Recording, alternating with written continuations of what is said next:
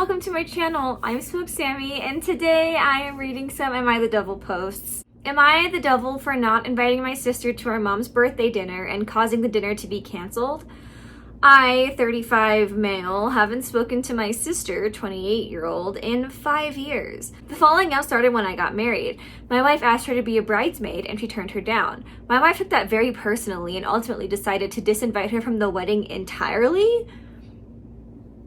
Since then, my sister and I have had no contact. I've had 2 kids since then and she's never met them. My wife and I both want nothing to do with her. I feel like this is already so much. Like, why are you doing so much? I want to know, like, the reasoning as to why the sister didn't want to be a bridesmaid. I feel like there's no reason, unless she was just straight up like, I want nothing to do with your wedding or you, that would constitute going no contact over it. Earlier this year, our dad passed away, which was obviously hard on the family. My mom is turning 65 in a few weeks, and my wife and I decided to host a small family dinner at our house to celebrate. I sent invites to the rest of our family and even a few people from my mom's side, but not to my sister. When my mom realized my sister hadn't been invited, she asked me to reconsider. I told her no, that my wife is not comfortable having my sister in our house or around our kids. My mom then said that if both of her kids can't be at her party, she doesn't want the dinner at all. She asked me to cancel it, and I did. Now my wife is pissed. She says she's done trying to do anything for my mom again. She feels my mom should care more about seeing her grandkids than about my sister being there. No. She should care about her daughter being there too. She doesn't have to care about one more than another. She should... Hey, don't do it. My cat's thinking about it. She thinks my mom choosing to cancel over this is a slap in the face. I vented about the situation to one of my cousins, and he told me pretty bluntly that I could have just invited my sister for the sake of my mom, and that I ruined her birthday over an old grudge. I do get that, and it was her 65th, and we were the ones offering to host, but I also feel like I was respecting my wife's boundaries and not inviting someone who has been a source of tension and hurt in the past. I need to know I need to know more. Cause, like, if the sister did or said something, like, completely egregious that, like, validates this reaction, like...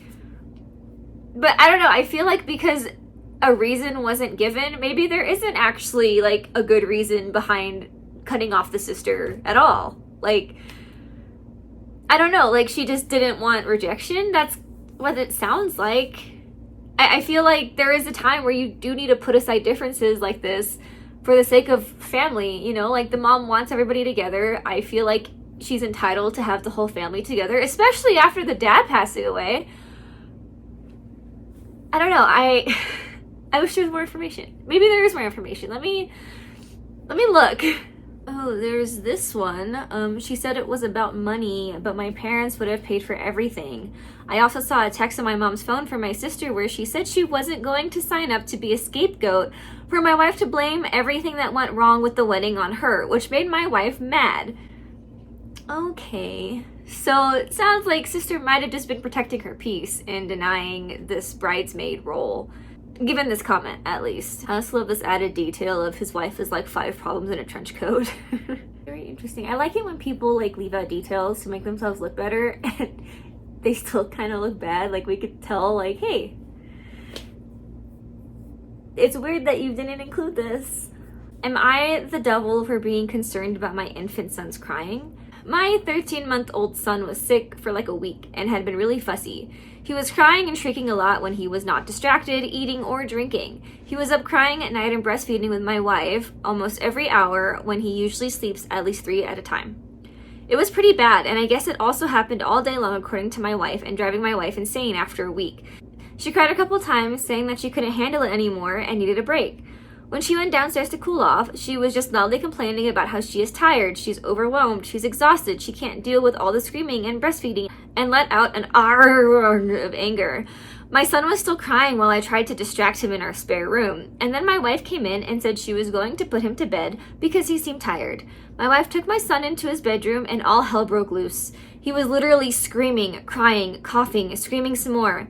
I hear my wife loudly say, "Jamie, seriously, I'm trying, little man." And he just kept on screaming super hard. I have no idea what was going on, but it sounded bad, and I ran in there and asked my wife, "What the fuck are you doing?"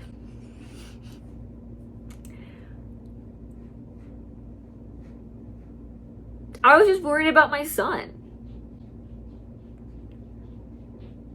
She asked, "Wait, what? Are you serious?" And I said I was dead serious. "What are you doing to him?" Bro, no. She said, "I'm changing his diaper, douchebag," which I could see she was. He was rolling all over the place, kicking, just freaking way out. As soon as my wife picked him up, he stopped crying. My wife looked me dead in the eyes and said that was not okay and I want a divorce. This was 3 days ago. She hasn't spoken to me, is sleeping on a futon in the spare room, and left a divorce application on the coffee table. My son is no longer sick, thank God, and everything is back to normal. I told my mom about what is going on, and she got mad and said, "What the hell, you thought she was hurting him because he was crying?" And yeah, I guess. I never heard him cry like that. And my wife was obviously mad, so who really knows? I tried to apologize for how bad it sounded, but she won't listen. Am I the villain for being concerned about my son's safety? It's not you being concerned for his safety. It's you assuming that your wife is hurting your child. The person that you trust to be home all day, every day with while you're at work, you're accusing of hurting your son because he cried more aggressively than what you've heard before.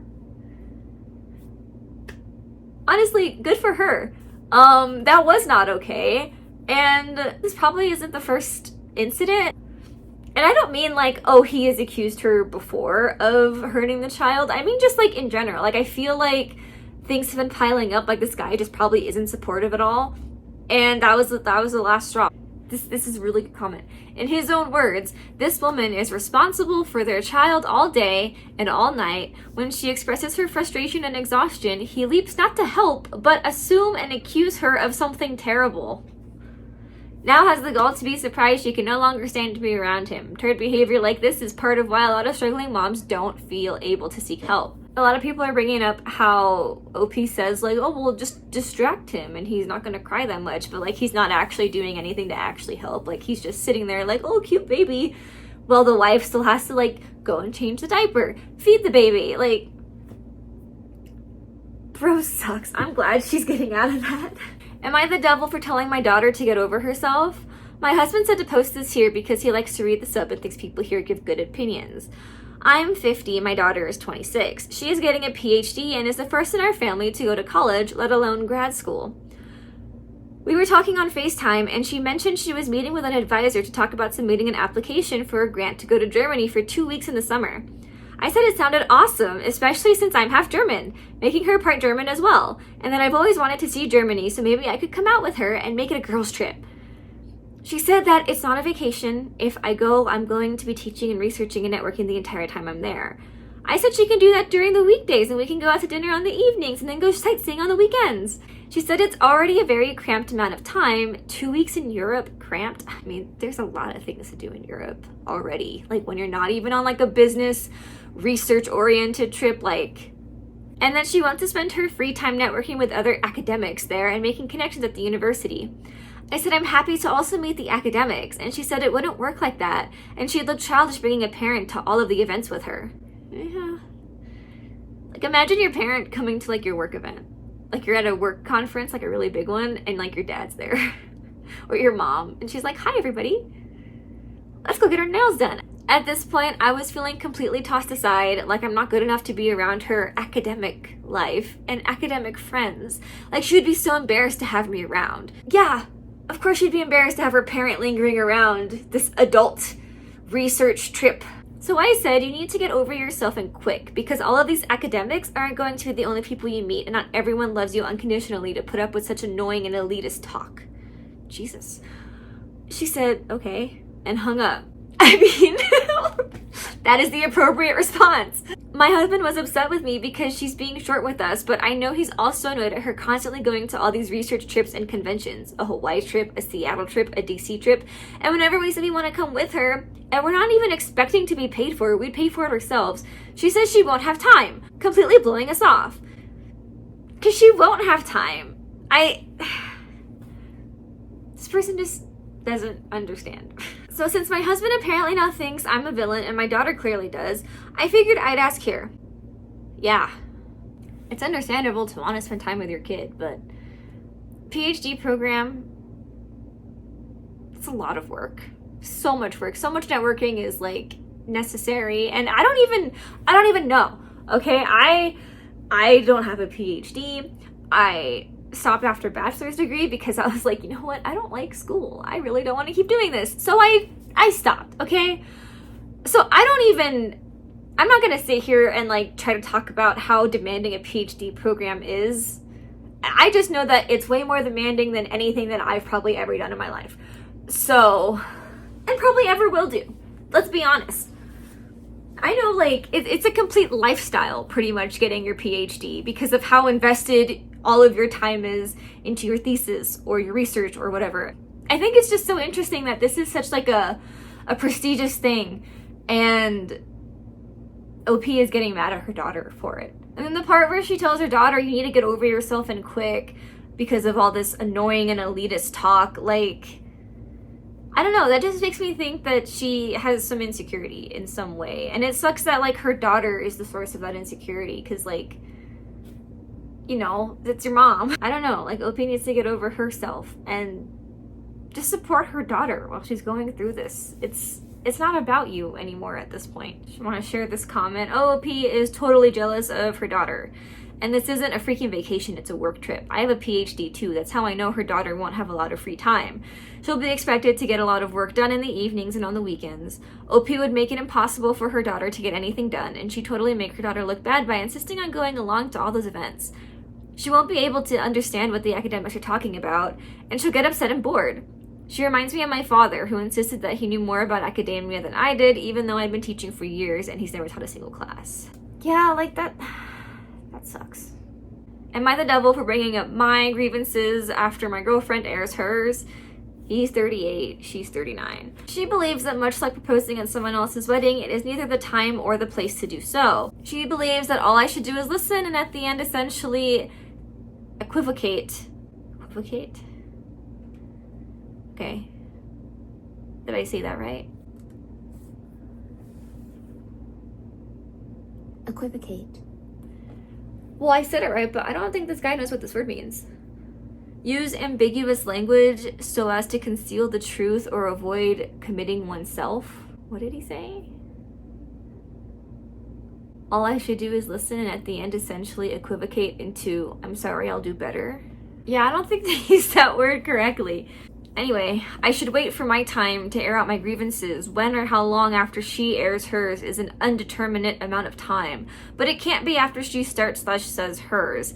I feel like that characterization of the interaction is controlling and disempowering to me, not only as a man, but as a partner. I don't like the way this person writes. Her grievances are along the lines of, you never plan dinner, you never clean X, you always do Y. When I hear the absolute nature of these grievances, it makes my blood boil.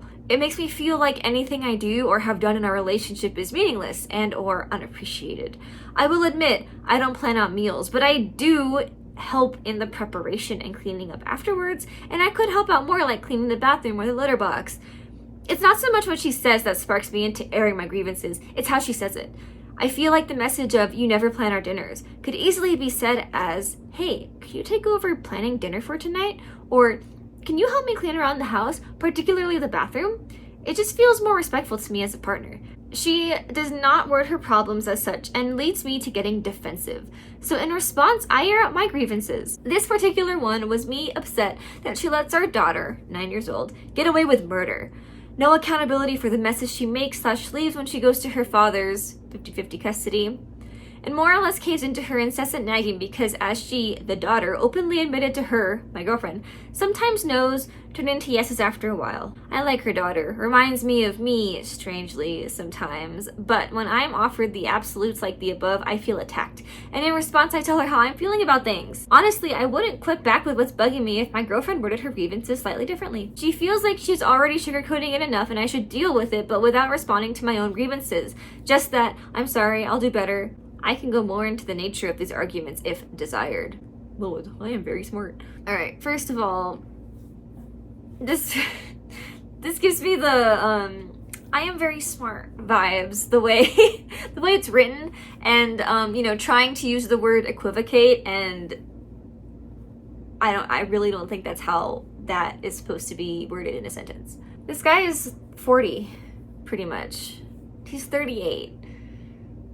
And he can't like understand what's wrong with any of this. This is also immature, but it's dressed up like it's not. Like he tries to sound so like smart and put together.